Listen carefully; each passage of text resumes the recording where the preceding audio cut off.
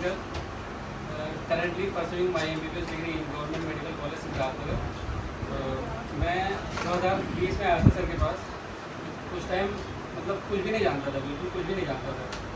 मेरी जो सबसे ज़्यादा दिक्कत होती थी फिज़िक्स में, तो सर ने बताया था, जमा सर ने बताया था कि फिज़िक्स में मैं जब क्वेश्चन करता था तो जैसे चैप्टर हो जाते थे, तो चैप्टर तो उस चैप्टर से क्वेश्चन तो आसानी से सॉल्व हो जाते थे, बट ये होता था कि जब बहुत सारे चैप्टर हो जाते थे तो उसमें फॉर्मूले मतलब मिक्स हो जाते थे और कॉन्सेप्ट भी मिक्स हो जाते थे। तो इससे मैंने ये किया कि एक डायरी बना ली।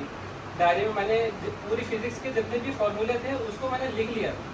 लिखने के बाद उसको डेली सुबह रिवाइज करता था फॉर्मूले को, और उसके बाद जब क्वेश्चन सॉल्व करता था तो उसमें जितने भी कॉन्सेप्ट लगते थे, जितने भी फॉर्मूले मुझे याद रहते थे, वो सारे मतलब अच्छे से सॉल्व हो जाते थे क्वेश्चन। और बायो तो रोज़ रिपीट करता था, रोज़ याद करना और उसको लाइन टू लाइन देखना, नोट्स बनाना, उसके भी मतलब जो भी रहता था, तो बायो भी सही से हो जाता था। लेकिन केमिस्ट्री में मेरी जो दिक्कत होती थी वो इनऑर्गेनिक केमिस्ट्री थी। इनऑर्गेनिक केमिस्ट्री में मैंने क्या किया था, जो भी एक्सेप्शन होते थे उसको रट लिया था और जो मतलब जो भी कॉन्सेप्ट थे उसको देख करके जो भी याद करना था उसको याद कर लिया था। और फिजिकल केमिस्ट्री में भी मैंने वही किया था जो फिजिक्स में किया था। उसमें भी जितने भी फॉर्मूले थे मैंने मतलब अलग से नोट्स में लिख लिए थे, उसको भी मतलब डेली प्रैक्टिस में लाता था। और बस यही है। अच्छा, अगर आप लोग कोई पढ़ाई से रिलेटेड मतलब स्ट्रेटजी वगैरह है ना, कोई चीज़ अगर आप लोग पूछना चाह रहे हैं तो बेशक खड़े होकर आप कोई भी सवाल कोई सबसे ज़्यादा दिक्कत मुझे फिजिक्स में होती थी। तो फिजिक्स को मैंने यही किया था कि 1.5 महीने मतलब लगातार नोट्स बनाए थे। यही अमीनाबाद से गया था, डायरी लेकर आया था 50 रुपये की, और उसमें ये किया कि जितने भी फार्मूले थे सारे फार्मूले को लिख लिया था मैंने। फार्मूले को इतना याद करता था कि शुरुआत में 2 दिन 3 दिन लग जाते थे उस फार्मूले को याद करने में, देखने में। लेकिन लास्ट में ये हो गया था कि 2 घंटे में या 1.5 घंटे में उस पूरे फार्मूले को मतलब कवर अप कर लेता था, याद कर लेता था, देख लेता था।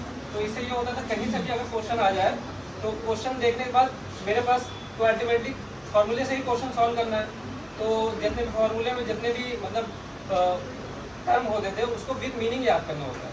ऐसा नहीं सिर्फ फार्मूले को याद कर लिया, विद मीनिंग याद करेंगे और उसके बाद जो भी क्वेश्चन आएगा, जो भी डेटा दिया रहेगा और जो भी फार्मूले में जो भी मतलब टर्म्स लिखे हुए हैं उसको मैच करना है, तो रखो क्वेश्चन सॉल्व ही हो जाते थे उसमें एग्ज़ाम के टाइम पे। यही है बस। अच्छा, सबसे इम्पोर्टेंट बात इनसे रिलेटेड जो है, जो आप लोग बोलते हैं कॉन्फिडेंस हमारा जो है कभी कभी काफ़ी डाउन हो जाता है, तो इनका कॉन्फिडेंस तो इतना डाउन हुआ था कि शायद हमने किसी बच्चे का देखा नहीं। और जिस समय डाउन हुआ है वो टाइम अगर आप देखेंगे तो कॉलेज सेंटर पे हम इनको लेके जा रहे हैं। रास्ते में इन्होंने हमसे बोला कि जो है हम एक्चुअल में इनके मतलब एक ब्रदर भी ने देखा है, तो इन्होंने बोला कि भाई जो है हमारा सिलेक्शन नहीं हो पाएगा, अब हम कुछ और करेंगे।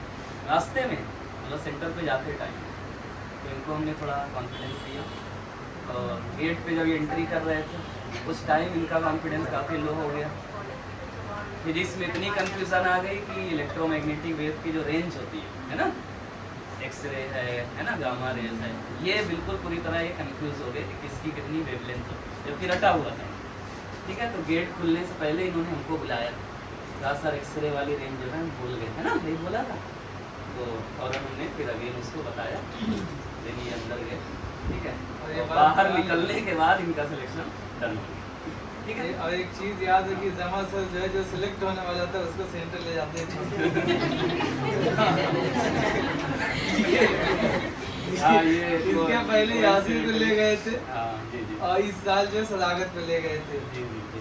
खैर सब बॉर्डर पे जाके सदाकत रुक गए, लेकिन ये आप ध्यान नहीं, रखिए इस बार दोनों को ले गए। दोनों को ले गए। इस बार यासिर को भी और सदा को। तो जो सिलेक्ट होने वाला होता है उसको सर खुद ही ले एक्चुअल जाते में होता क्या है, कॉन्फिडेंस का गिरना भी ज़रूरी है ना। कहते हैं अगर बचपन में आप गिरे नहीं होते तो आज चलना ही ना सीख पाते, है ना। तो जो गिरता है अगर उठ गया, उठा नहीं तब तो हार गए, उठना मस्ट है। तो आपको ये सीखना कि हम उठे कैसे, है ना। गिरने पे आपको कॉन्फिडेंस नहीं गिरा देना, या आपको नर्वस नहीं हो जाना है, डिप्रेस नहीं होना। गिरना ज़रूरी है ना। गिरने के बाद हमें उठना है और बैलेंस को बनाना है, मेंटेन कैसे रखते हैं, ठीक है, ये सीखना, कभी ये मत सोचिए कि मार्क्स इतने आ गए, इतने आ रहे थे, अब बहुत डाउन हो गए। कभी ये सब मत सोचिए, ये होना मस्त है, क्योंकि ये होगा तो आप उठ पाएंगे, है ना। सही है। तो देखा होगा बचपन में आप पहले गिरे, है ना, पेरेंट्स पास में रहते हैं ना, मम्मी पापा कहते हैं कि बेटा बेटा कुछ नहीं, चोट नहीं लगी, है ना। तो अरे बोलते नहीं कि ज़मीन को चोट लग गई, तुमको नहीं लगी, उड़ जाओ बेटा, है ना। तो ये कॉन्फिडेंस कौन देता है? पेरेंट्स देते हैं। अगर उस समय उनको कॉन्फिडेंस ना दिया जाए तो बच्चा कभी चल ही नहीं सकता। हेलो 50 ईयर्स का भी हो जाएगा, वो चलने के लायक नहीं रहेगा। ठीक है। तो यानी आप जब छोटे से चाइल्डहुड पे रहे होंगे पोजीशन पे, तो आपने बहुत गिरे होंगे, लेकिन मम्मी पापा ने आपको उठाया होगा, कॉन्फिडेंस दिया होगा, है ना। तो गिरना भी ज़रूरी है और उठना भी ज़रूरी है, ये मस्ट है, ये सिलेक्शन की एक गारंटी है। ठीक है। तो कभी भी नर्वस हो एग्ज़ाम था, ठीक है, बहुत हो जाते हैं, है ना। ठीक है।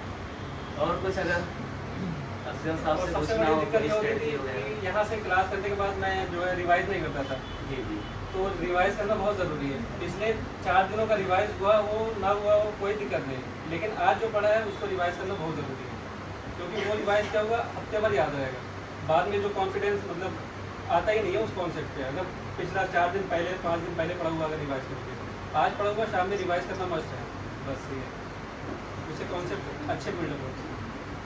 और एक अच्छी बात और है कि फैमिली बैकग्राउंड इनका इतना वीक था कि ये मतलब लखनऊ आने के लिए तैयार नहीं थे, फैमिली के लोग कंफर्टेबल नहीं थे।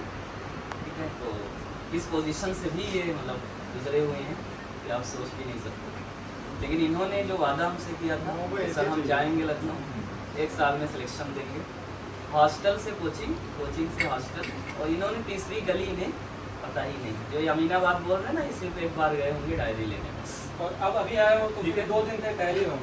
हाँ, अब ये आए हैं तो ये सुबह निकलते हैं, ये रात में कल 11-12 बजे आए होंगे।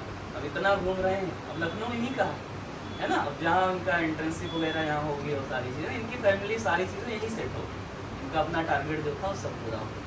ठीक है। और लखनऊ के सबसे हिडन प्लेस गोमती नगर जैसी जगह इनका घर भी होगा, ये हम आपको बोल रहे हैं। ठीक है। क्योंकि ऐसे बच्चे के लिए कोई चीज़ मुश्किल नहीं है ना।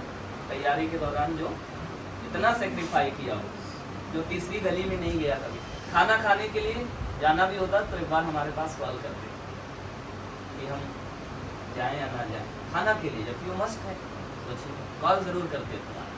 तो ये ईमानदारी, दृढ़ आत्मविश्वास होना चाहिए, सच्ची लगन होनी चाहिए, है ना, और मेहनत होनी चाहिए, सच्चाई होनी चाहिए, है ना। आपके वर्क के प्रति सच्चाई होनी चाहिए, सच्चे बनिए आप, फिर ऑटोमेटिक आपको मंजिल ज़रूर मिलेगी 100%। बाकी आप लोग कुछ पूछना हो? ठीक है। देखिए अंदर से बिलोंग करते हैं, कुछ पूछना चाह रही हैं आप? खड़ी हो जाए, खड़ी हो जाए। मैंने तो ऐसे ही किया था कि मतलब फॉर्मूला तो रट दिए थे, पूरा फॉर्मूला रट दिया था, जितने फिजिक्स में अच्छी बात बोल रही है, प्राइमरी चीज़ सारा फार्मूला रट लिया था। सर बोलते हैं कॉन्सेप्ट तो याद रहता है, मुझे लगता है जहाँ तक कि फॉर्मूले मुझे भूल जाते थे वहाँ पर, क्योंकि कहाँ पे क्या रखना है, क्या वैल्यूज रखनी है, वो मैं भूल जाता था। फॉर्मूले अच्छी तरीके से याद कर लिया था, और कॉन्सेप्ट जो मोटे मोटे रहते थे उसको लिख लेता था, और लास्ट में जो है सारे कॉन्सेप्ट को मिलाकर जो आखिरी में क्वेश्चन बनते हैं सारे मिक्स करके तो वो सॉल्व करता था, तो उससे धीरे धीरे कॉन्फिडेंस। हाँ, जैसे एक चैप्टर अगर सॉल्व करते हैं तो उसमें थोड़े से फॉर्मूले होते हैं, तो लगता है कि बहुत आसानी से सारे क्वेश्चन सॉल्व हो जाएंगे। हाँ, तब नहीं आता। तो ऐसे ही कॉन्फिडेंस बिल्डअप होगा कि अगर सारे फॉर्मूले याद अच्छे से रहे तब।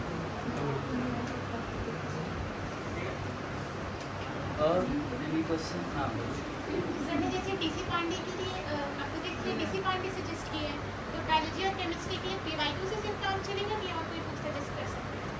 मैंने तो सिर्फ एनसीईआरटी पढ़ी थी, सिर्फ NCERT तो पढ़ा। आपका पेपर तो सिर्फ और जो NCERT क्वेश्चन सर देते थे बना करके वो प्रैक्टिस करता था। बाकी हम लोग पेपर थे एनसीईआरटी के अलावा कोई नहीं। मॉडल क्या करोगे? Module plus PYQ sufficient. अच्छा, डीपीपी वगैरह भी सर अच्छे लेना देंगे आप लोग को, मतलब एक्स्ट्रा भी बायो में तो एनसीईआरटी के अलावा कहीं छूना ही नहीं है। एनसीईआरटी एक एक लाइन आनी चाहिए और जो वो जो अच्छा इस बार 4 से 5 सवाल थोड़ा एनसीईआरटी से बाहर आए बायोलॉजी के, तो हमारे हैदर सर हमेशा आए हुए हैं एनसीईआरटी से थोड़ा सा लगे साइंटिस्ट के बारे में बात क्या रहता था थोड़ा सा उसमें भाई कितने कौन से ईयर में किस साइंटिस्ट को कौन सा नोबेल प्राइज मिला है, सारा सब कुछ याद कर लो उसमें, तो कहीं से भी याद रखता है। आपकी बार भी वही दिया था। हाँ आपकी बार- अच्छा आपके दौरान भी एक सवाल हाँ है ना? मैं रटा रहता लेकिन तब नहीं आता था, आपकी बार है। इस बार आ गया। और कोई वॉइस आप पूरी बोलिए। एनसीईआरटी याद थी बायोलॉजी केमिस्ट्री उनको आते तो सुना अच्छा मुजैब साहब ये स्टार्टिंग से लेकर लास्ट तक पूरा कैसे याद रखें, ये 11 से लेकर 12 तक पूरा कैसे पढ़ा के याद तो कैसे, ये प्रैक्टिस ही है, प्रैक्टिस से ही होगा। जैसे हमने मंडली पढ़ाया है 2 साल में कैसे याद है दोबारा कैसे पढ़ा, प्रैक्टिस करते रहोगे, याद करते रहोगे, रिवीजन करते रहोगे, सब जाएगा। छोड़ दोगे सारा भूल जाएगा। बस यही है, रिवाइज करना।